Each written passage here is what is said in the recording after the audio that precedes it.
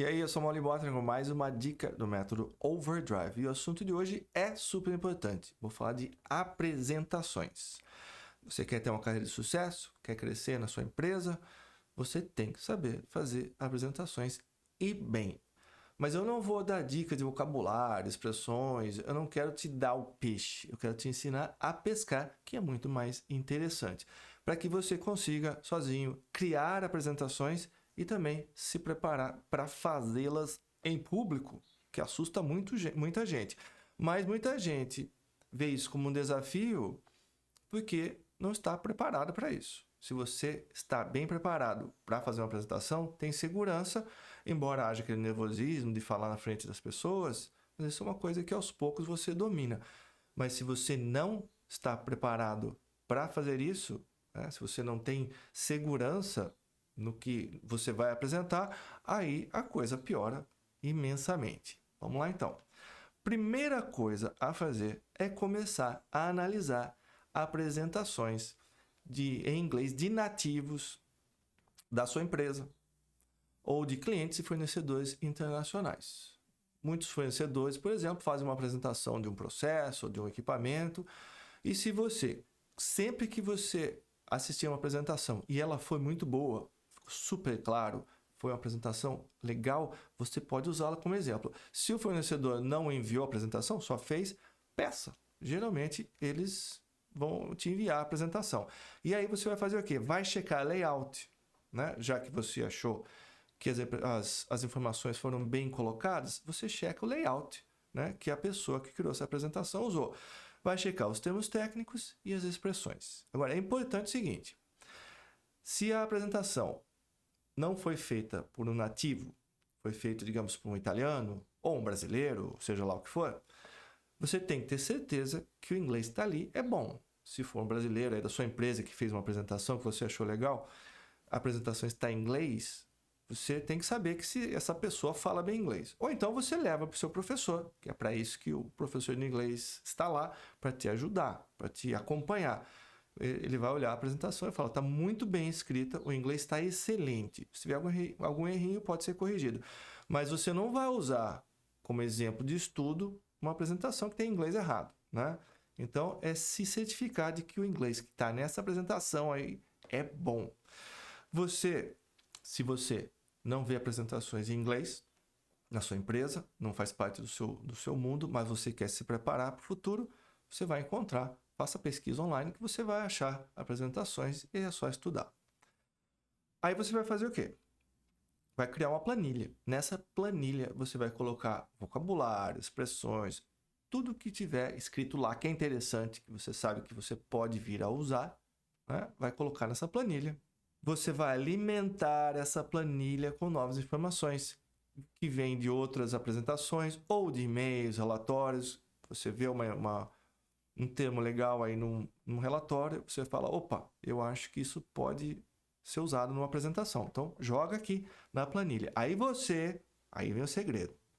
Você cria uma rotina para revisar essa planilha. As informações estão lá dentro, para que você consiga incorporar essas informações no seu repertório, para você não ter que lembrar e abrir a planilha toda hora para lembrar do que está escrito lá. Você vai incorporar isso ao seu repertório. E aí você começa também, de lambuja, a usar esse conhecimento, e-mails, relatórios, reuniões, você vai fazer uma reunião com alguém, essa informação que está nessa planilha, ela vai vir à sua cabeça, porque você memorizou. Legal? Isso aqui é super eficiente. O segredo é o seguinte, a informação original tem que ser boa, tem que ser correta. Esse é o ponto. Não negligencie a pronúncia. Ela é essencial. Quando você diz alguma coisa numa apresentação e as pessoas te entendem, tá tudo certo. Agora, se você diz alguma coisa em inglês numa apresentação e as pessoas não sabem o que está acontecendo, tem que perguntar para a pessoa do lado, você entendeu? Então, aí a coisa complica. E muitas vezes a solução é simples, basta você estudar fonética, estudar pronúncia. Tem regras, basta estudar. Então, não basta você subir num palco ou estar numa reunião e botar um slide e começar a falar inglês se as pessoas não entendem o que você está falando, tá? Então, você precisa tomar cuidado com a pronúncia. É para isso que o seu professor está lá para te ajudar, tá? Vou dar alguns exemplos. Palavras simples do dia a dia de empresas. Inventário, inventory, e não inventory, como muita gente diz. É importante ter essa noção. Às vezes, a palavra isolada, dita isoladamente, pode ser compreendida. A pessoa acha estranho, mas acaba compreendendo. Mas uma palavra mal pronunciada ao lado de outra, mal pronunciada, numa frase que o tempo verbal está errado, né? A sua gramática está meio torta, aí vira uma baderna. E as pessoas realmente não te entendem. Controle, control, e não control. Determinar, determine, e não determine. Disponível, available. Available, muita gente diz available, tira o L, não pronuncia o L, eu não sei porquê até hoje, mas tem muita gente que não pronuncia esse L. Capacidade, capacity, capacity e não capacity. Capacity parece que é um negócio que você põe na cabeça para andar de moto, então é capacity. Aqui a sigla KPI, né? KPI. Tem muita gente que pronuncia KPI. Aí você muda completamente a coisa, né? A pronúncia do K em inglês é K e não Ki. Gap, um gap, as pessoas falam, mas em inglês é gap. Gap.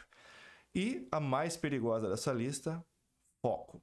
Em inglês, focus. É importante começar com o, focus, porque muita gente tem duas pronúncias erradas, são comuns. Focus e focus. Não, a pessoa não diz fo, mas diz focus. E pode soar como focus. Eu sou educado, eu não vou dizer o que significa focus se você não sabe. Faz uma pesquisa no Google aí. Mas imagine você, numa apresentação, dizer focus. É focus. Portanto, acho que ficou claro agora com esse último exemplo, né? É importantíssimo estudar fonética. E esse vocabulário que está nessa planilha, é só estudar a pronúncia, revisar, estudar, que você vai memorizar e nunca mais você erra essas palavras em público, em lugar nenhum. Cuidado com os números, eles derrubam muita gente do cavalo, pela pronúncia e também pela grafia. Vamos ver alguns exemplos. O famoso 0,7, geralmente 0,7. Tem gente que fala 0,7? Até tem, mas quase ninguém fala. Simplesmente 0,7. Aqui, terceiro.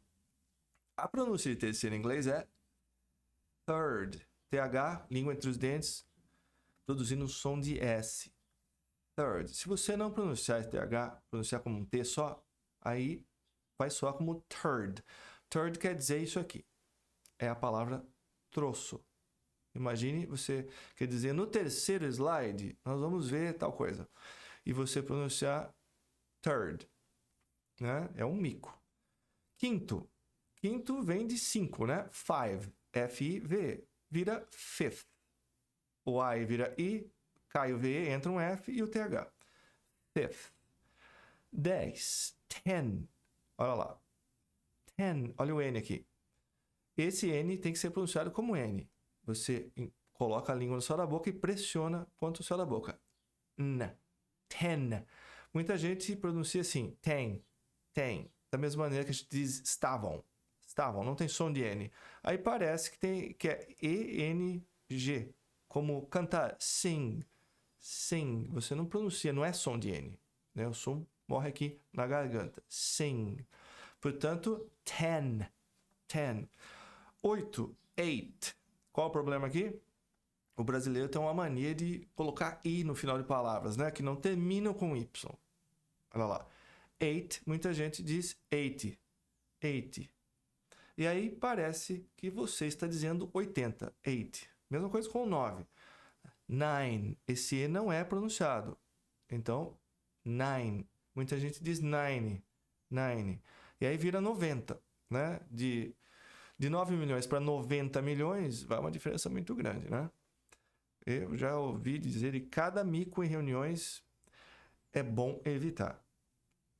1.500. Geralmente, ao invés de falar 1,500, as pessoas dizem 1,500, 1,500, né? Então, 1,500. Muita gente ouve 1,500 e acha que é 150. É comum, tá? E ao invés de ponto aqui, para fazer o 1.000, eles usam a vírgula. Então, olha lá, $1.500, $1,500 é o contrário do português, né? Primeiro vem a vírgula e depois o ponto, tá? Tudo bem, se você esquecer na apresentação, dá para entender. Mas, se você quer fazer uma apresentação impecável, super bonita, que as pessoas vão ficar admiradas, a gente tem que observar todos esses pontos. Cuidado com as apresentações comunitárias. Não é porque está escrito num papel, está na tela, que é correto, que é verdadeiro. Né? Ao longo desses 25 anos dando aula de inglês, eu já vi cada coisa que veio de uma empresa grande, uma multinacional, e tinha coisas erradas. E a pessoa diz para mim, não, isso aqui veio da tal empresa lá. Então, mas quem escreveu? Né? Tem estrangeiros em empresas multinacionais morando lá fora. É como eu já vi acontecer zilhões de vezes. O inglês estava errado, ninguém corrigiu, e você fala, como é que pode vir uma apresentação errada dessa empresa famosa?